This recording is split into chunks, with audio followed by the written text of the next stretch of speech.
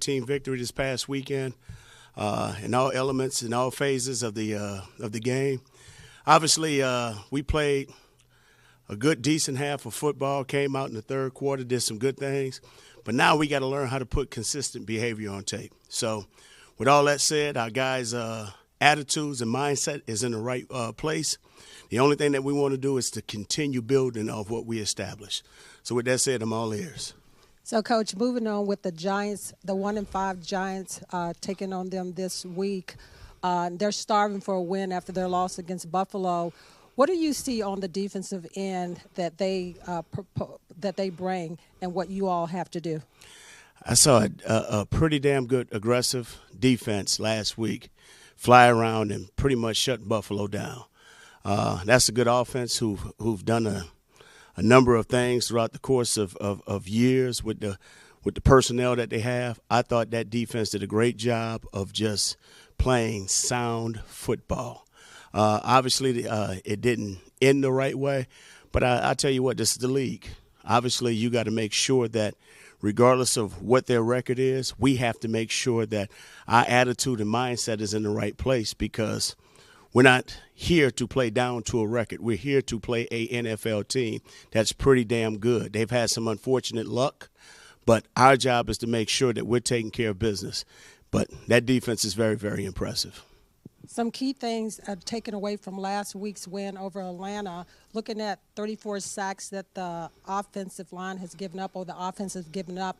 What are some areas that you can improve on in that particular area? Well, obviously you never want to have the high number of sacks that we have. You know, first and foremost, the young quarterback is still learning how to play the game, and then on top of that, he just needs to continue to improve with his mechanics and the things that he's doing. I think that'll help everything out. And then our O-line, they're doing a heck of a job. They just need to continue protecting. But on top of that, as you know, this game goes hand in hand. It doesn't make a difference who's making a mistake. We all get the blame for it. So when it's all said and done, we got to make sure that we're giving our guys the right info, the right detail, so they can just continue to improve. But the thing I like is our guys, our mindsets is in the right place. How are you coaching Sam to improve in those areas? Well, you coach him day to day just like we normally do. You bring him outside for individual drill. You point out the issues that always show up on tape at times, and then you just address them, and you continue working with a young quarterback as you're supposed to. What other than taking fewer sacks could help you guys be more efficient on first and second down? Well, first of all, we got to be good in whatever we call. So I got to be a better play caller. We got to be better at executing. And then we just got to come out and start fast. There's been some times throughout the course of the season we've came out on fire. For whatever reason, we just haven't got that consistent momentum going. So, I have to do a better job of calling plays, getting our guys in rhythm. On top of that, our guys got to come out and play with that energy and that same fire and desire.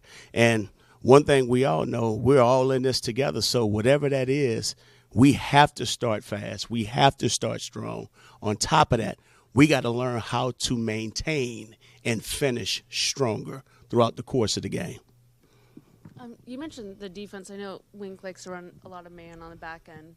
What sort of challenge does that present to the receivers, and has there been much conversation with them about that challenge? Oh, yeah. One thing when you're playing against this defensive coordinator who's a heck of a defensive coordinator, a good friend, Wink has been doing this for a long time. He's very creative with the schemes that he designs, and one thing that you know is that he's going to try and get after a young quarterback. So we have to prepare ourselves for anything and everything, and even the unscouted looks. So our job is to make sure our guys are sound in what we're doing. On top of that, it's our job to make sure that we're giving the quarterback answers right away. So now he doesn't have to think as much. Now he can go out there, react, and play. So, this coordinator is a good one, but when it's our job to make sure that we go out there and not allow the coordinator to have an impact on what we want to accomplish. We want to come out and establish our rhythm, making sure that we're in sync and we're doing the necessary things that's going to help lead us to victory. What are some of the keys you look for for the receivers, though, as in man coverage? I mean, what has to happen for them get open and make sure their spacing and timing is accurate. Yeah, you know what? There's a lot that needs to take place, and obviously, Coach Bobby does a great job of working with those guys throughout the course of the week. Obviously, Bobby played a long time, so his knowledge and wisdom and expertise in that area is one to look up to. But you have to have a plan versus man coverage. And what am I talking about when having a plan? You got to understand exactly what type of technique they're playing. Then you got to make sure that you're working on releasing at the line of scrimmage. You got to win at the line of scrimmage. On top of that, now you got to win at the second level. Because regardless of penalties being called or not called, guys are going to grab. They're going to do that. That's a part of the game. So we got to have a plan at the line of scrimmage. All right. Then we got to execute that plan. But then we got to have a plan at the second level on how we're going to escape and release to the appropriate depth in the route that we're running. So you always got to work on that. And the thing about it, we have to play with speed. So what other better way to beat man coverage? You got to play with great speed. Okay. But you got to be violent with your hands as well. Hand-to-hand combat. And sticking with the receivers, and are you starting to see like some of the little subtleties between the receiver and the quarterback, maybe some little adjustments on the fly that show maybe they're starting to get a little bit more in sync with things?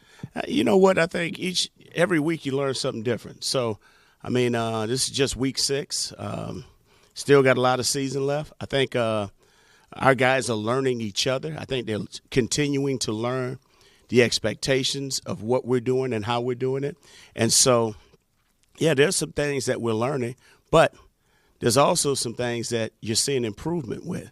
And the thing that I'm excited about is just watching these guys, how, into it they are. They're just so mentally and physically, just ready to work because, these guys know the difference between when they did something good and when they haven't played as well. So these guys are anxious about making sure that they're doing the little things that's going to help them moving forward. So those are the things that I'm learning. And the thing that I like about it is just showing how much we compete and how many competitors we have on this team.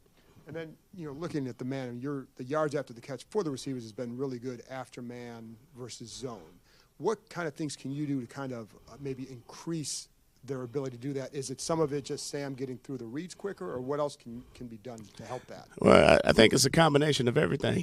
Those guys on the other side of the ball get paid too. So they play pretty good defense. And then on top of that, our guys, obviously, there's little things that we can continue to work. You can always work on, like I said, release work, releases. And I know it sounds easier said than done, but there's a hand-to-hand combat that takes place when you're at the line of scrimmage, all right? Then there's also another hand-to-hand combination that takes place when you're in space. And so you have to work on releases. And then after the catch, okay, what type of proximity are you close to a defender? I thought Terry did a heck of a job on the shallow crosser running through the would-be tackler. There's been sometimes we've had that opportunity, and sometimes we haven't. Obviously, you would love for all you guys to touch the ball and go the distance, but that's not real. Those guys get paid as well.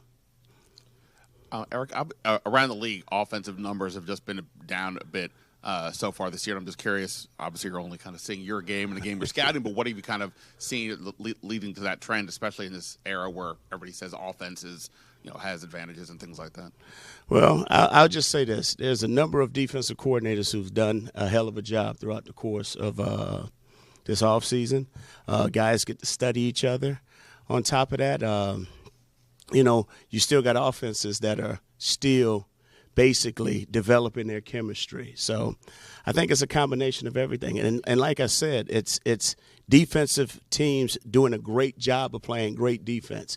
It's offensive teams now finding ways to get themselves in rhythm. One thing I do know about our guys are excited. They're They're looking forward to practice, which is some good stuff. And the only thing they want to do is just improve and figure out how can we be better. And so these are the things that excite me. On top of that, you kind of not give the defensive coordinator too much credit because when it's all said and done with, it's about us and our performance. But we're still learning, each other. We're still growing as an offensive unit. And obviously Cornelius Lucas ended up playing in this game. He's played a fair amount of starts over the course of the years. Ron often talks about position flexibility is something he really likes on the line, and often that's seems like if you have to plug somebody in. But you've got a lot of guys who played multiple spots. Have you ever? Is it too simplistic to say, hey, maybe should the team look at putting the quote unquote best five out there, or shifting around, knowing you guys have that kind of position flexibility?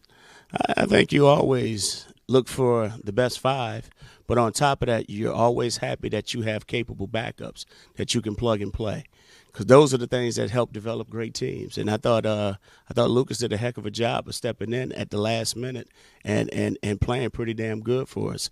When it's all said and done, what our job is to evaluate our players, but on top of that, making sure that we got a good nucleus of groups that can help us moving forward. Like I said, this is just Game 6. We're still trying to discover and figure out exactly who we are. But on top of that, I'm enjoying the growth that we're taking. Now, I know it isn't giant steps.